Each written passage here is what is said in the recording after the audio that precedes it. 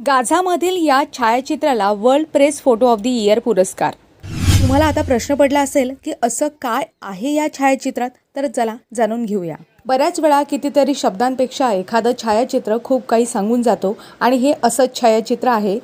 आपण बघतोय गेले कित्येक दिवस झाले इस्रायल आणि पॅलेस्टाईन यांच्यामध्ये युद्धाचं वातावरण सुरू आहे।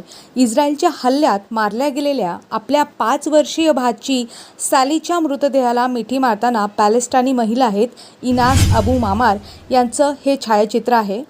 या चित्रातून असं प्रतीत होते की युद्ध कोणत्याही गोष्टीसाठी असो, सत्तेसाठी असो, विजयासाठी असो व कुठल्याही कारणासाठी असो, त्याचे परिणाम मात्र निष्पाप लोकांना भोगावे लागतात।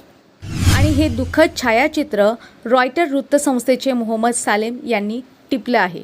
तर या छायाचित्राने सत्ताधीशांनी युद्ध थांबवावं आणि जागतिक शांतता पाळावी असा संदेश दिलाय।